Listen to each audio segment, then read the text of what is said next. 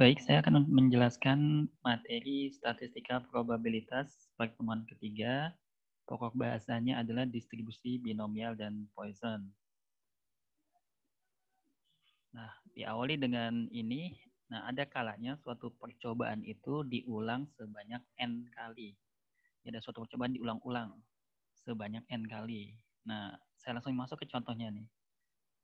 Nih, contohnya percobaan melempar sekeping uang logam yang seimbang. Nah, dilemparnya sebanyak 6 kali. Berarti kan pelemparnya diulang sebanyak 6 kali. Gitu ya. Terus ada lagi misalkan juga dadu, sebuah dadu yang seimbang dilempar sebanyak misalkan 10 kali. Ataupun termasuk juga ini contoh yang lainnya. Diketahui pasangan suami istri merencanakan mempunyai 5 orang anak. Nah, dengan asumsi, misalkan dengan asumsi dalam satu kali kehamilan itu dia melahirkannya hanya satu anak, gitu ya. Jadi dengan asumsi itu, jadi satu kali hamil melahirkan satu anak aja. Jadi di luar kasus-kasus yang anak kembar gitu ya. Maka si istri ini akan mengulangi kehamilannya sebanyak 5 kali ya. Kalau dia merencanakan mempunyai anak 5 orang anak gitu ya. Jadi dia akan mengulangi kehamilannya sebanyak 5 kali. Itu juga termasuk contoh-contoh percobaan yang diulang-ulang. Nah, lebih lanjut, jika hasil setiap ulangannya dapat dikategorikan dalam 2 kategori. Poin yang kedua nih. Ya, jika hasil setiap ulangan dapat dikategorikan dalam 2 kategori, misalnya berhasil dan gagal gitu ya. Ada 2 kategori, berhasil gagal, sukses gagal, dan seterusnya. Kemudian peluang berhasil disimbolkan dengan P, dan dalam setiap ulangan nilai P-nya tetap, peluang keberhasilan itu tetap, itu sebesar P. Kemudian peluang gagalnya itu dinyatakan dengan Q, di mana Q-nya itu diperoleh dari 1 dikurangi P yang tadi, peluang berhasilnya. Ya. Itu peluang gagalnya Q sama dengan 1 minus P. Kemudian banyaknya keberhasilan disimbolkan dengan X, dan setiap ulangan bersifat bebas atau independen antara satu dengan yang lainnya. Nah, kalau percobaan itu memenuhi kriteria-kriteria ini, maka disebut sebagai percobaan binomial. Nah, lanjut nanti masuk ke distribusi binomialnya. Nah, ini ada catatannya. Kejadian yang menjadi pertanyaan ataupun ditanyakan dari suatu permasalahan dikategorikan sebagai kejadian yang berhasil. Jadi apa yang ditanyakan dalam pertanyaan itu yang termasuk yang disebut sebagai kejadian yang berhasil. Ya. Terus peluang kejadian yang menjadi pertanyaan dari suatu permasalahan disimbolkan dengan P. Tadi sudah ya. Peluang keberhasilan disimbolkan dengan P. Kemudian perlu diperhatikan kembali penggunaan simbol yang tepat. Ini ada simbol kurang dari, lebih dari, kurang dari atau sama dengan, atau dengan arti lain yaitu paling banyak. Ya, kurang dari sama dengan juga diartikan sebagai paling banyak. Dan juga yang terakhir ada lebih dari atau sama dengan, dapat juga diartikan sebagai paling sedikit. Jadi lebih dari sama dengan juga memiliki arti paling sedikit. Itu ada 3 catatan yang harus diperhatikan. Nah, masuk ke distribusi binomialnya.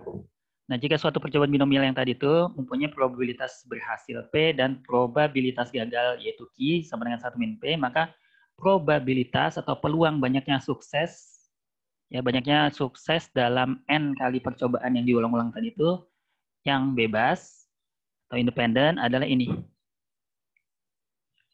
Binomial X di mana X-nya itu ada N dan P. N banyaknya percobaan, P probabilitas atau peluang berhasil, dan X adalah banyaknya kejadian yang berhasil itu ya. Dan hitungnya adalah kombinasi NX dikalikan P pangkat X dikalikan lagi dengan Q pangkat N dikurangin X. X-nya tadi menyatakan banyaknya kejadian yang sukses ya. Banyaknya keberhasilan atau kejadian yang sukses disimbolkan dengan X. Nah, X-nya bisa 0, 1, 2, sampai dengan N gitu ya.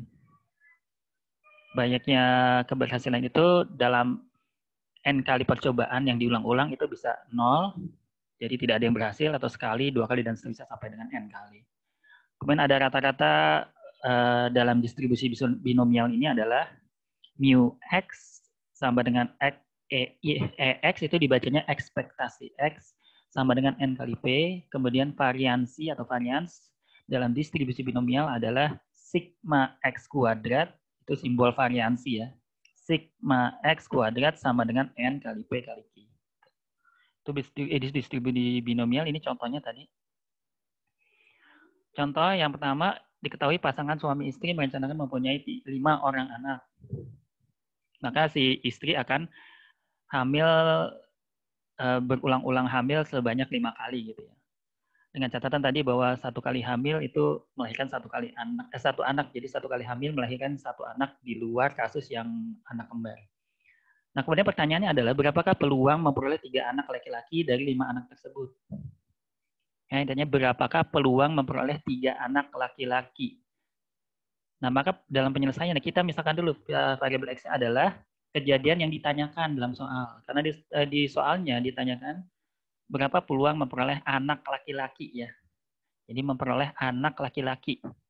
Jadi X-nya dinyatakan sebagai kejadian memperoleh anak laki-laki sesuai dengan yang ditanyakan. Maka P-nya adalah peluang memperoleh anak laki-laki. Yaitu setengah ya, 1/2. Sedangkan Q itu peluang memperoleh anak perempuan atau yang bukan laki-laki, ya kalau bukan laki-laki ya perempuan.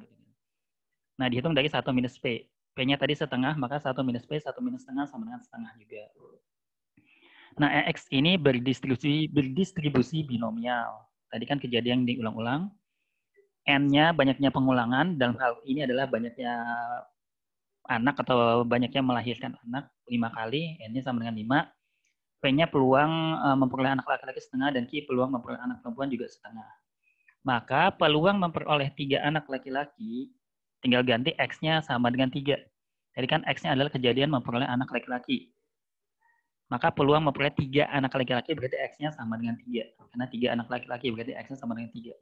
Tinggal substitusi N-nya 5, P-nya setengah, Q-nya setengah, kemudian X-nya 3 ke dalam rumus distribusi binomial.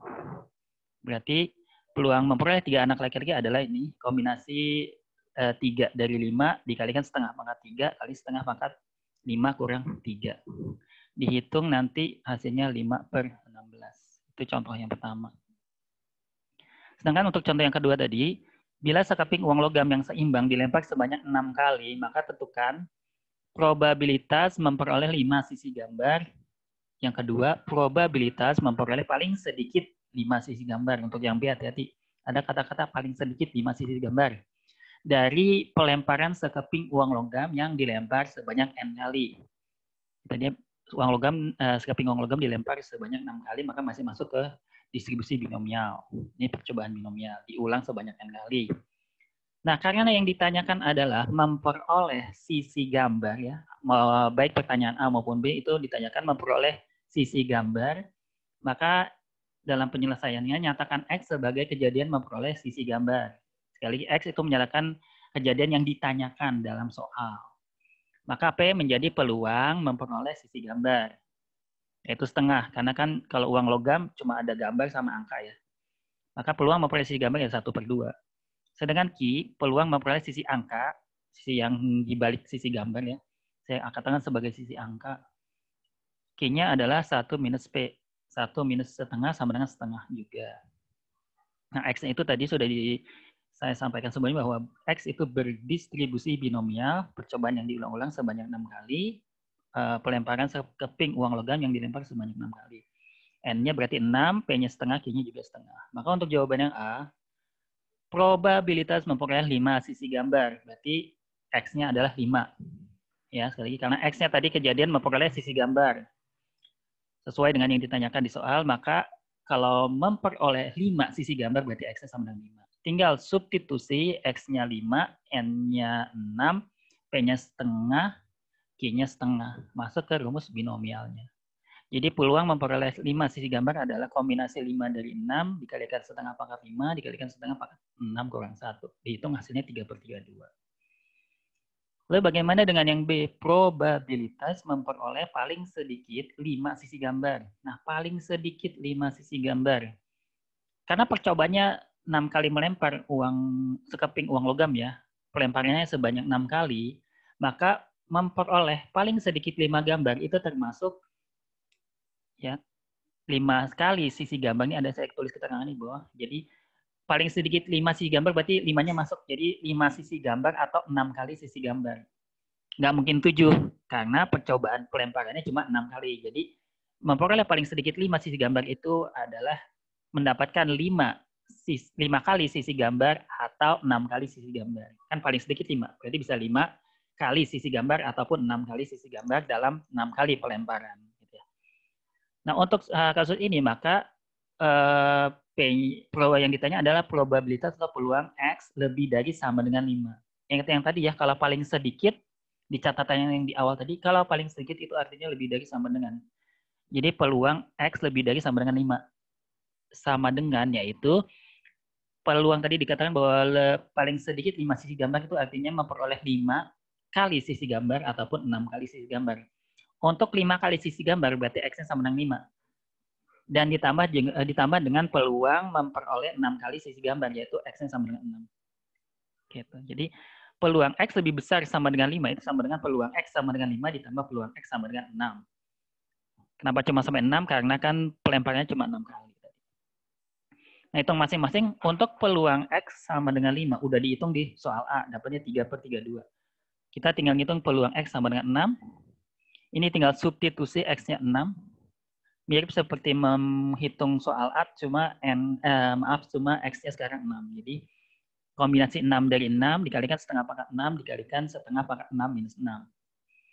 Kalau untuk kasus setengah pangkat 6 minus 6 kan jadi setengah pangkat 0 ya. Apapun dipangkatin 0 itu hasilnya 1. Contoh dalam kasus ini adalah setengah pangkat 0 jadinya 1. Berarti 3/2 dikalikan kombinasi 6 dari 6 ya 1 juga. Terus setengah pangkat 6 itu 1/64, setengah pangkat 0 itu 1.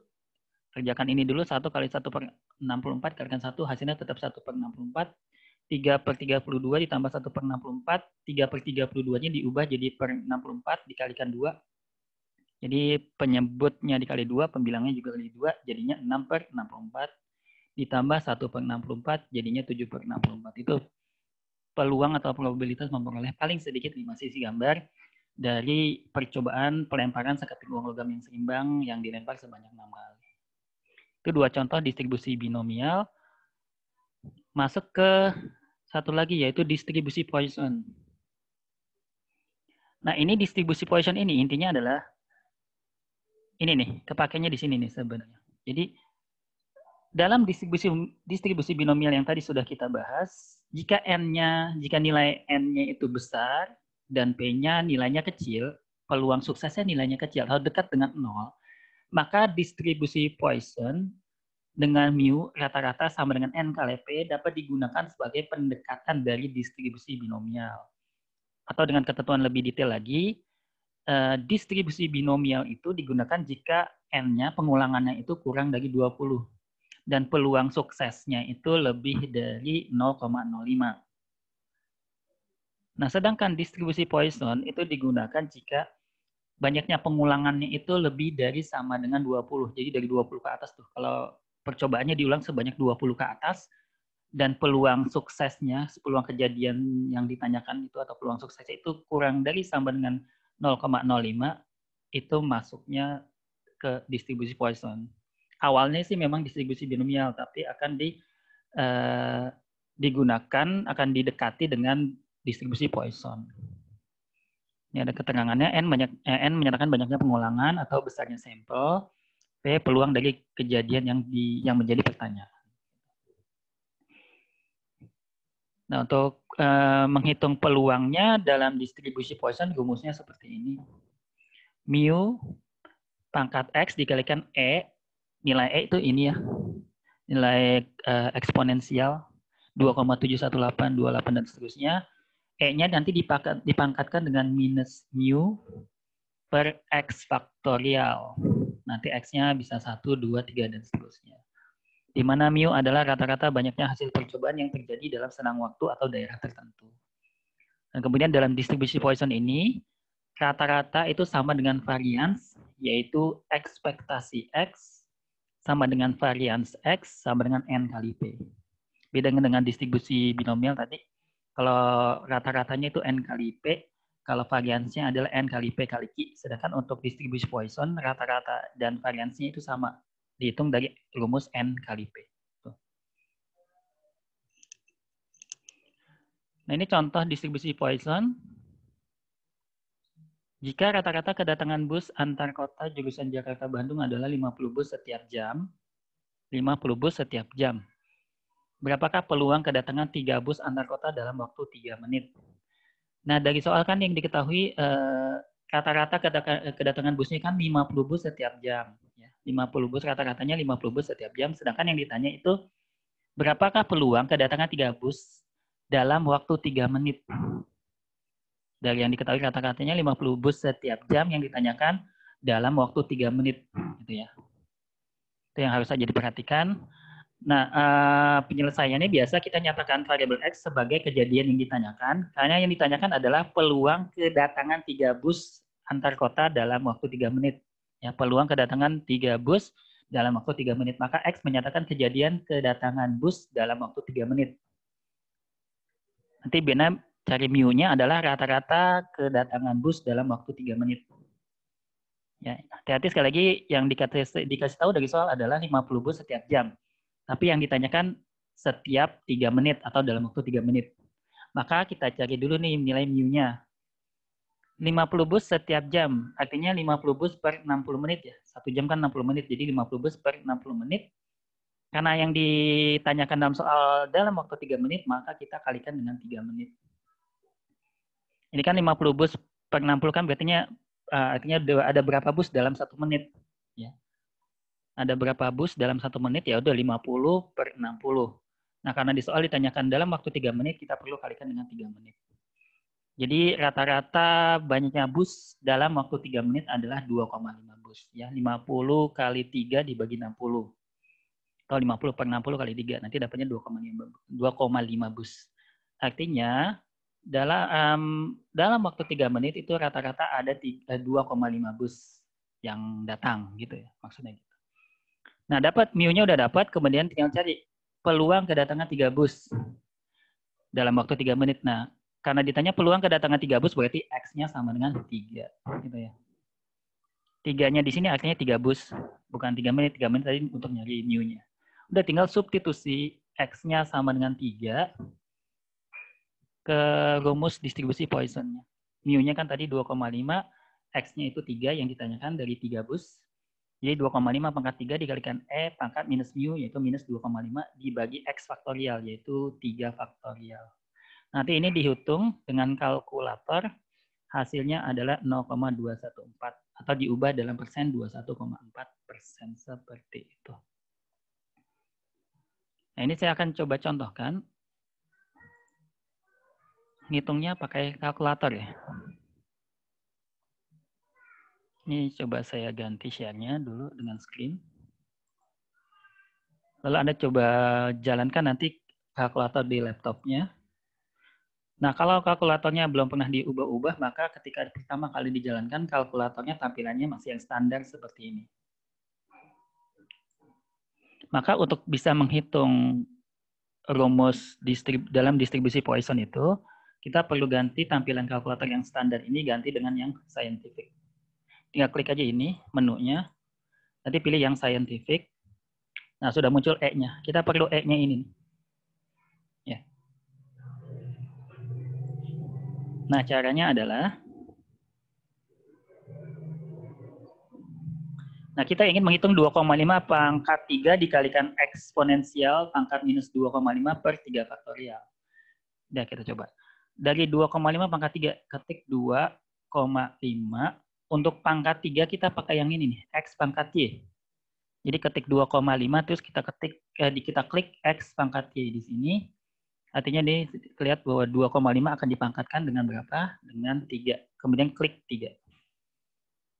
Lalu dikalikan, kita klik kali, dengan eksponensial pangkat atau E pangkat minus 2,5. E-nya diklik.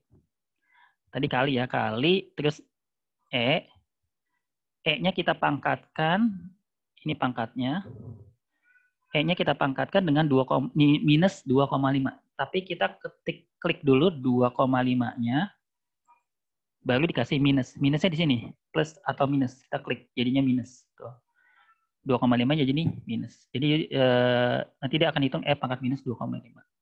Kemudian dibagi, ini dibagi dengan 3 faktorial. Faktorial juga ada di sini, di kalkulator yang saintifik. Kan tadi sudah diklik bagi 3, klik 3, lalu faktorial. Faktorial ada nih, N faktorial. Tinggal klik aja faktorialnya. Tadi sudah diklik 3, tinggal klik faktorialnya ini. Lalu klik sama dengan. Nah, dapatlah hasilnya ini. Ya. 0,213 dan seterusnya saya bulatkan jadi 0,214. Saya potong desimalnya jadi 3 desimal aja. Jadinya 0,214 ya. Karena di belakangnya 3 itu 7, maka 3-nya naik ke atas jadi 4 ya. Jadi 0,214. Seperti itu. Atau dijadiin persen, tinggal mundurin 2 digit ke belakang, jadi 21,4%. Seperti itu.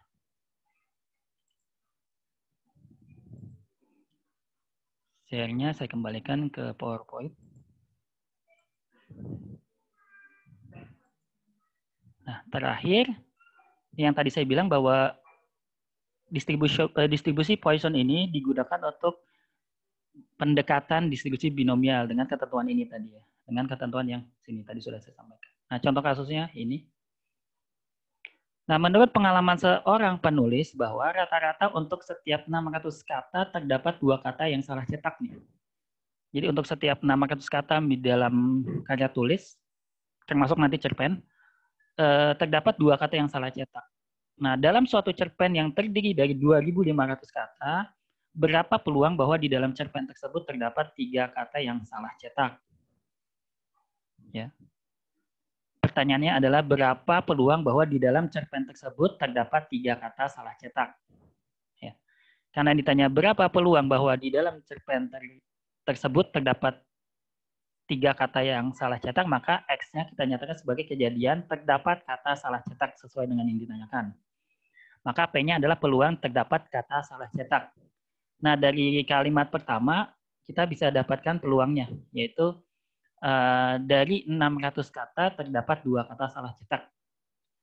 Berarti peluang terdapat kata salah cetaknya adalah dari 2/600. Karena dalam setiap 600 ada 2 kata yang salah cetak. Jadi peluangnya adalah 2/600 disederhanakan dibagi 2 jadi 1/300. Nah, N-nya itu banyaknya kata dalam cerpen tersebut yaitu 2.500 kata. Ya, N-nya dari banyaknya kata di dalam cerpen tersebut 2.500. Nah, maka sebenarnya X ini adalah awalnya berdistribusi binomial dengan N-nya itu 2.500 dan P-nya itu 1/300. Nah, karena nilai N-nya besar, N-nya itu 2.500, sudah lebih dari 20, ya, dan P-nya nilainya kecil. P-nya itu kalau kita jadiin desimal tadi kan P-nya 1/300. Nah, 1/300 itu adalah, kalau didesimalkan itu 0,003. Itu udah lebih kecil daripada 0,05. Ya. 0,003 itu lebih kecil daripada 0,05. Kalau tambahin nolnya 1 kan jadi 50 ya, jadi 0,050. 0,050 lebih besar daripada 0,003. Nah, karena sudah memenuhi syarat, maka distribusi Poisson dengan mu sama dengan N kali P dapat digunakan sebagai pendekatan dari distribusi binomial tersebut. Karena kalau kalian mau coba nyari tetap dengan distribusi binomial, itu hitungannya gede banget. Ya, hitungannya besar karena perlu kalkulasi yang lebih besar. Nah, kalau didekati dengan pendekatan dari distribusi binomial, yaitu dengan menggunakan distribusi Poisson, hitungannya lebih sederhana dibandingkan dengan coba hitung dengan distribusi binomial. Jadi X didekati dengan distribusi Poisson dengan mu-nya N kali P. N-nya tadi 2.500, P-nya 1/300, hasilnya 8,33. Maka peluang terdapat 3 kata salah cetak adalah ini. Ya, peluang terdapat 3 kata salah cetak. Berarti X-nya sama dengan 3 dari 3 kata. Peluang terdapat 3 kata salah cetak. Berarti X-nya sama dengan 3. Masukin ke rumusnya. Mu-nya ini N kali P, 8,33 dipangkatkan X, pangkat 3, kalikan E, pangkat minus mu, E pangkat minus 8,33 per X faktorial, yaitu 3 faktorial. Carinya sama, pakai kalkulator, nanti dapatnya 0,023. Di desimalnya dimundurin 2 digit ke belakang, jadi 2,3%. Jadi peluang terdapat 3 kata salah cetak adalah 2,3%. Nah, ini coba saya sekali lagi saya hitungkan, contohkan hitungnya pakai Excel, pakai kalkulator ya. Saya hapus dulu. Nah, kita akan coba hitung lagi. 8,33 pangkat 3. Klik dulu 8,33. 8,33 kemudian pangkat 3. Pangkat pakai ini, X pangkat Y. Diklik, terus klik lagi 3. Jadi kita akan hitung 8,33. Kalkulatornya akan hitung 8,33 pangkat 3. Kemudian dikalikan, klik kali. E pangkat minus 8,33. Klik E-nya. Terus klik lagi pangkatnya. Ini. Kemudian untuk minusnya belakangan, kita klik dulu 8,33. Baru kasih minus di sini. Plus minus. Plus garis miring minus. Nah, dia akan jadi minus 8,33. Tinggal dibagi dengan 3 faktorial. Dibagi 3 faktorial. 3 faktorial. Jadi klik baginya dulu ya, tadi dibagi, terus 3 faktorial. Faktorial ini simbol. Tinggal klik sama dengan. Nah, dapat. Hasilnya adalah 0,023. Saya potong desimalnya jadi 3 desimal, 3 angka di belakang koma. Karena di belakangnya 3 itu, karena di belakangnya 3, 2, kurang dari 5, maka 3-nya tetap 3, tidak dibulatkan ke atas. Jadi 0,023. Seperti itu. Nah, dimundurin desimalnya 2 digit ke belakang, jadi 2,3%. Nah, peluang terdapat 3 kata salah cetak adalah 2,3%. Baik, itu saja penjelasannya dari saya untuk materi distribusi binomial dan Poisson.